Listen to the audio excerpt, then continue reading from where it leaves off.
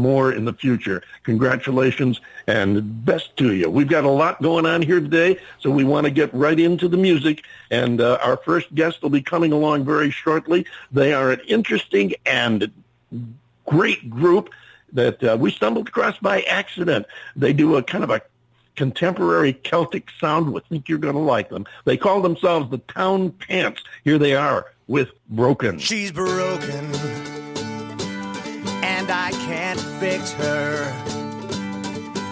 She's spoken of things I can't picture.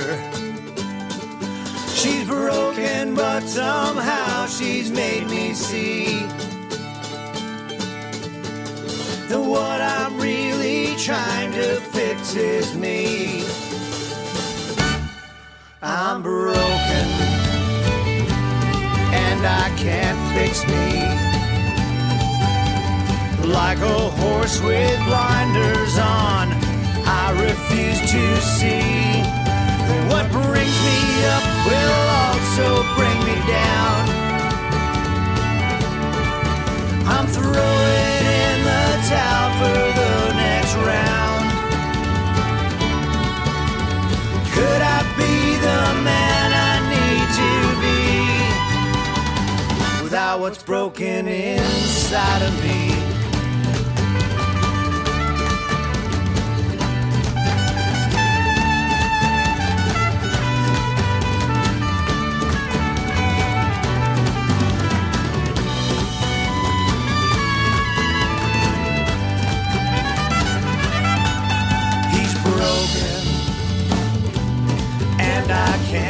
Him, a barely grown-up boy. He's gotta sink or swim. He's broken, but there is no other way. He'll learn the sun goes up and down each day. I'm broken, and I can't fix me. All these broken parts of me ain't the person that you see. And I wouldn't be the person that you know if all these broken parts were not to show. And could I be the man I need to be without what's broken inside of me?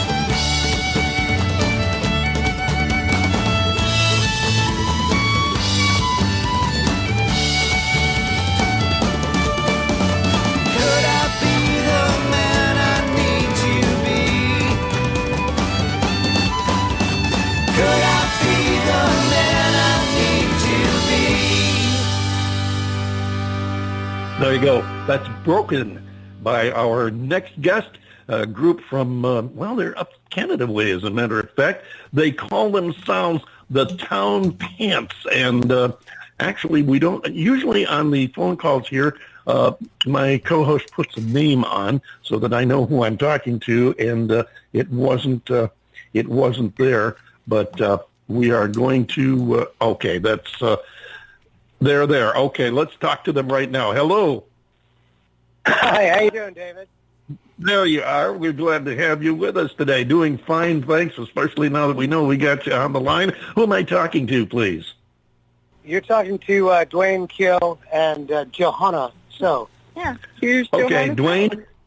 Johanna, welcome aboard. Glad to have you here with us, and so glad to hear the music of this group that I just discovered a couple of days, about 2-3 days ago, by accident as I was auditioning new music in groups, and I came across, I think if I remember correctly, Jeff Tripoli had emailed me, and for our other artists out there who would like a shot at being on the show, the address is david@TheDavidBowers.com.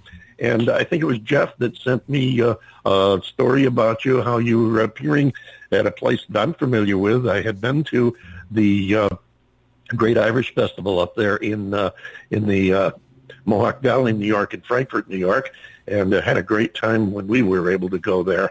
And you're in good company. There's some great acts that appear there, and apparently you're going to fit right in there because you guys have a great sound. Thank you. Yeah, we're actually playing all over upstate New York for a few months. We're going to be playing the Syracuse Guinness Festival. We're doing Sportsman's Tavern, which is a fantastic live music venue in Buffalo. And a bunch of Celtic festivals, Jamestown Celtic Festival, Dublin Irish Festival. It's a whirlwind tour, really, this summer. I know what you mean, and I'm from upstate New York originally, so I'm familiar with all these places. And of course, we have a connection. Our flagship FM station is WRFZ, Rochester Free Radio in Rochester, New York. And if you're not familiar, that's just a little bit west of Syracuse. And so we're familiar with upstate New York and all those places you're mentioning. And it's a great place. There's a lot of Irish interests up there. And I know between the interest in the music and the sound that you guys put out that you're going to do very well up there. How long have you been an act together? Thank you, David. Yeah, we by the way, we love Rochester. It's such a great town. Always treated us really well. We've been together now for 22 years, which is crazy because we don't look like we're in our 80s. But because it's another one of those musical overnight success stories. Yeah, exactly right. Yeah, we started the band when we were quite young, actually, but my brother and I started the band, and we've been doing it for 22 years, and we've done 6 tours all over Europe and the U.S. The U.S. just has the best fans.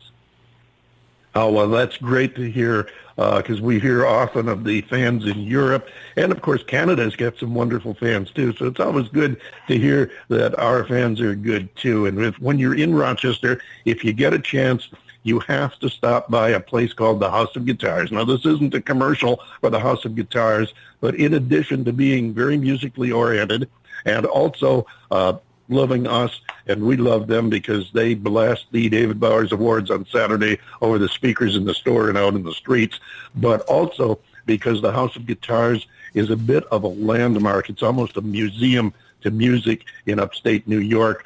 Anybody who ever was big in the world of music has stopped by there at one time or another, and they've got the souvenirs to prove it. I can't tell you exactly what, but I know they've got stuff from Elvis, Joe Bonamassa, all over the place. They've got this stuff. Stop in. If you get a chance, stop in, see them, and be sure and say hello to Eric and his dad there, and tell them that, that we told you they had to stop by and say hello. I know you'll be well received there.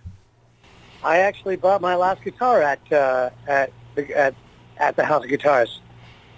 Awesome. See, I told you, anybody who's in the area that is anybody in music winds up at the House of Guitars. John Bon Jovi, are you sitting there with a grin on your face from ear to ear? You must have something you want to contribute. A grin from ear to ear. Be careful the top of your head doesn't fall off. Well, listen, all the hair did, so there's no reason why I shouldn't expect the rest of it not to. Well, you said that, I didn't. Well, first of all, guys... We have John Bon Jovi on the line as well? No, not John that. Bon Jovi. No. It's a play on words. John Bon Jovi.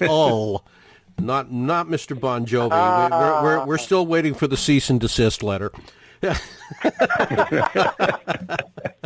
But no, seriously, guys, thank you so much for being on with us today. It's great. am just hearing your music for the first time, and that is by design because David wants me to develop an honest first impression as we go to air. And so in listening to the song that we just played, The Wall, I want to ask you about it because it seems to me, and correct me if I'm wrong, but there's a really heavy Celtic influence there. So what has brought that about, and what other elements went into making this song? Because I tell you what, I think it's pretty darn good. Broken was actually a song that my brother wrote about 10 years ago, and we just put music to it last year and recorded it on the Something to Say album. Johanna brought so much to it with her fiddle playing, and it was such a fun song to record. Johanna is the fiddle player. That's right. Yeah. Here she is. Awesome. Here I am. Awesome. Hello, Johanna. I was going to bring that up and tell you that you've got an amazing fiddle player there. I have listened to the entire album, and it really ties your music together. Really great, Johanna. Thank you so much. That was my first album with this band, and it was a real pleasure to record with them and be part of the songwriting process and then get a couple of my own original tunes on that album as well. Well, be careful now, because I have a sneaky suspicion after hearing what I just heard that they're going to want you to stick around a while. Are you kidding me? Yeah, she's not going anywhere. So my follow-up question then, I guess, is who are your Celtic heroes? Well, we grew up in Canada, so we grew up listening to the Clancy Brothers. When we were just kids, and my grandfather, my grandfather used to sing the old Irish rebel tunes, and my dad. There was always huge kitchen parties where both sides of the family, the Acadian side of the family and the Irish side of the family, would just sit around and play music for hours and hours and hours. So at first, I would say my family was my biggest influence, and then we realized, the Irish Rovers, the Clancy Brothers, the Dubliners, and later in life, there's a band called the Spirit of the West in Vancouver. We've been lucky to perform with them maybe 10 or 12 times, and they're amazing musicians and great people, and unfortunately they don't perform anymore. But I would say they were probably a huge influence, as well as all the greats. Well, it sounds, it's pretty apparent, the influence in there, and I love the vision of the family sitting down and playing music. It's almost like a traditional family dinner of breaking bread, and that's tremendous. We all have our own family traditions. My family, when I was growing up as a kid, we always got together. We got together at least a couple of times a month for grandparents, aunts, uncles, that kind of thing, and it's very important to have that in your life. And I think, sounds to me anyway, and correct me if I'm wrong, that the music has done exactly that for you guys. Oh, yeah, definitely. I mean, my hero growing up was my dad, because even after bedtime, we'd be sneaking around the corner in the stairwell, watching him command the room when he grabbed the guitar and would sing a few tunes. And it was, we all, both my brother and I, just wanted to be like Dad. It was really exciting to watch him play and hear him sing.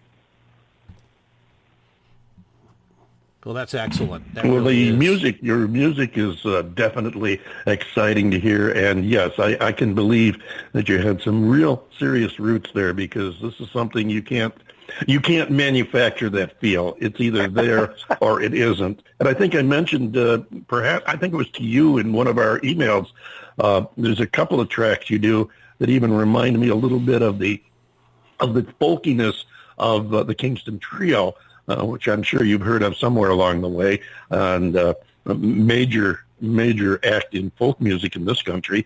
And matter of fact, they practically single-handedly revived folk music back in the late 50s, early 60s. And I hear some of the feel, some of the harmonies, of course, but some of the feel come out of it, the sing-along feeling, and it's really refreshing. We did a feature of Bob Shane, one of the original members